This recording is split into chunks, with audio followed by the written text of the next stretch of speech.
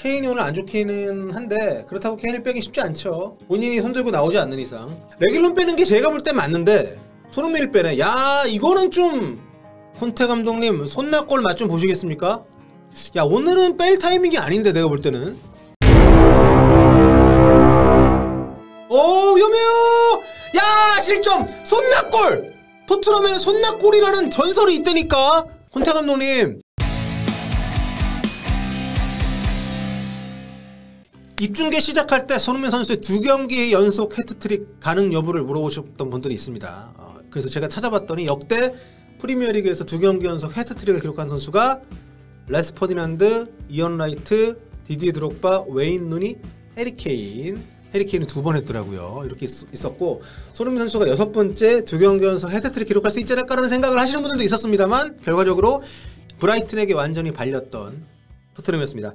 지난주에 브라이튼이 아스날을 잡아주면서 많은 토트넘 응원하시는, 손흥민 선수 응원하시는 많은 분들 아스날을 비웃었었는데 이번에 토트넘이 똑같은 꼴이 됐습니다. 굉장히 힘든 경기를 했습니다. 브라이튼이 내려앉은 상황에서 토트넘이 정말 전반전에 완전히 어려운 경기했고요. 그리고 그냥 뭐 내려앉았다는 표현은 이날 브라이튼의 어떤 성과를 제대로 우리가 인정하지 않는 거라고 봅니다. 브라이튼이 에스턴 빌라전에서 저는 많은 힌트를 얻었다고 봅니다.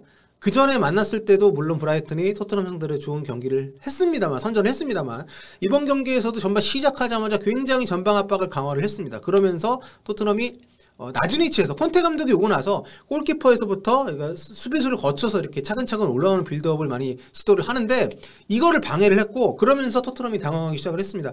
전반전에 유효 슈팅 하나도 없었고요. 후반전도 꽤 오랜 시간 동안 유효 슈팅 없었고, 무엇보다 해리 케인, 손흥민, 쿨리스스키에게 연결이 잘 안 됐습니다.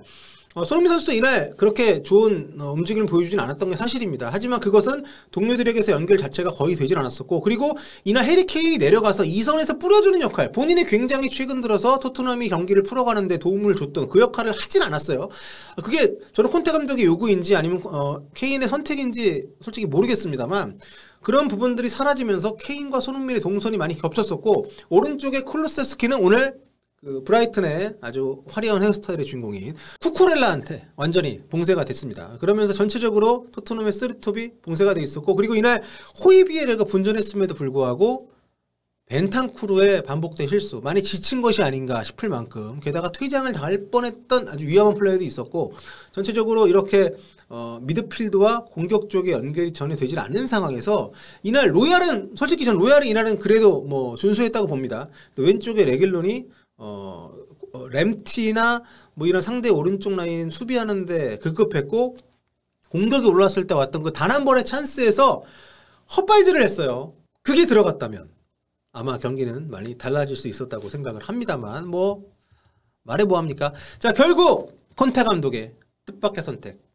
콘테 감독이 경기 중에 좀 변화를 많이 주는 스타일인데 현실적으로 변화를 뭐 그렇게 마다하는 성격이 아닌데, 이날은 공격적인 교체, 모우라를 투입하면서 쿨리스스키를 뺐고요. 베르벤을 투입하면서 손흥민을 뺐습니다. 저는 그 선택이 좀 굉장히 좀 의아했었는데요.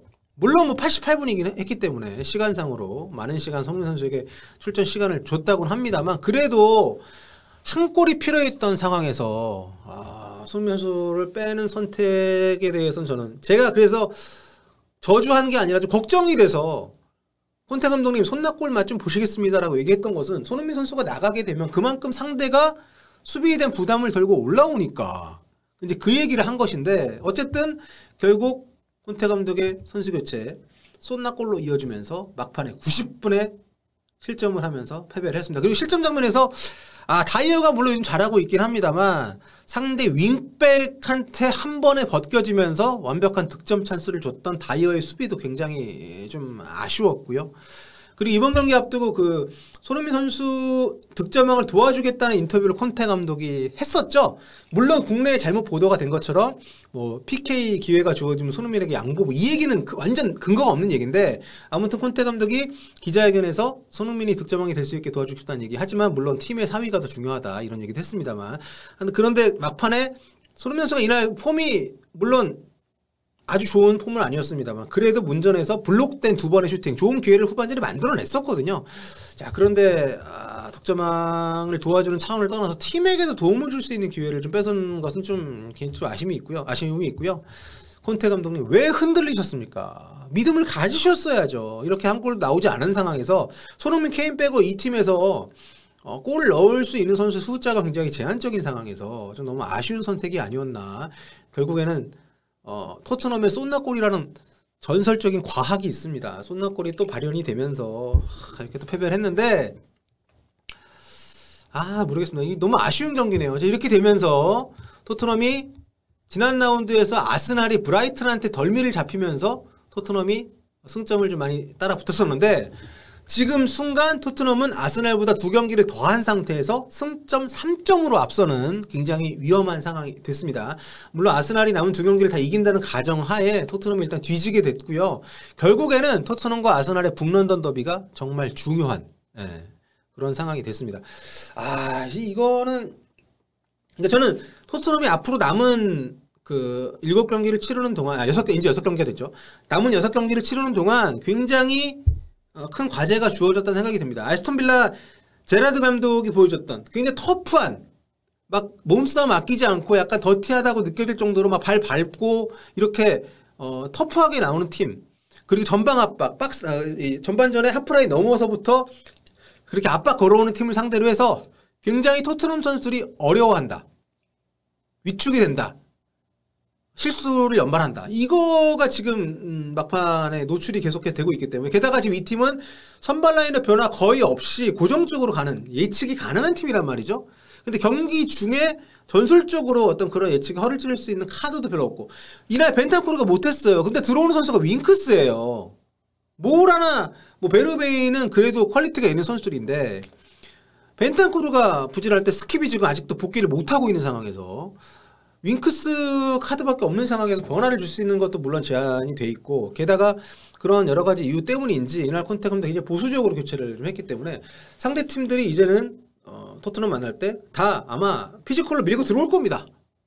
파울도 많이 하고 태클도 거칠게 하고, 게다가 지금 2경기 심판들이, 프리미어리그 심판들이 대체로 그런 경향이 있습니다만 굉장히 카드를 좀 아끼고 좀 선수들의 어떤 충돌에 대해서 축구는 원래 이런 거다라는 마인드를 갖고 있는 심판들이 많기 때문에 이런 부분들이 노출이 됐다는 것은 과연 앞으로 남은 기간 동안 토트넘의 4위 자리를 지키는 데에 굉장히 걸림돌이 될 수 있다. 지금 여기 기록 수비 성적표 보십니다만 토트넘이 이게 좀 아쉬운 부분이에요. 패가 너무 많습니다. 결국에는 비길 경기를 승리로 가져가고 질 경기를 무승부 1점이라도 따내는 게 굉장히 중요한데, 순위 경쟁에서 지금 그런 부분들이 없다는 거. 오늘 경기도 최소한 비기는 경기를 했어야 되는데 손흥민 선수를 막판에 빼면서 쏜나골, 손흥민이 나가면서 골이 또 실점이 나오면서 비길 경기를 져버렸고요. 자, 이렇게 되면서 정말 아슬아슬한 4위 자리. 이거 그러니까 제3자 입장에서 보면 굉장히 재밌고, 니가 가라 챔스야. 지금 리버풀하고 리버풀이란다, 토트넘하고 아스널하고 니네가 가, 우리 다음 시즌에 챔스 안 나가도 돼, 막 이런 축구를 서로 하고 있으니까 이거는 진짜 좀 어떻게 될지 모르겠네요. 하여튼 오늘 토트넘이 약간 부상 우려가 있었던 장면들이 있던 선수들이 있습니다. 해리 케인도 그랬었고 쿨루프스키도 그랬었고, 도어티가 이미 시즌 아웃이 된 상황에서 추가 부상이 없게끔 좀 관리를 할 필요가 있을 것 같고, 그나마 토트넘이 지금 주중 경기가 거의 없이 일주일 단위로 경기를 하고 있는데도 오늘 선수들의 폼이 썩 좋지 않았거든요. 굉장히 몸이 무거워 보였는데, 이런 부분들을 콘테 감독이 코로나 때문에 훈련을 같이 안 해서 그런가? 이런 부분들 어떻게 과연 빨리 회복을 해서 다음 경기 브랜트포드전, 이 에릭센이 있는 팀입니다. 브랜트포드전. 브랜트포드가 최근에 경기를 굉장히 좋아졌거든요. 좀 쉽지 않은 경기가 될 텐데, 아무튼 토트넘 여러분들과 또 입중계 통해서 함께 보면서 손흥민 선수의 활약을 응원하도록 하겠습니다.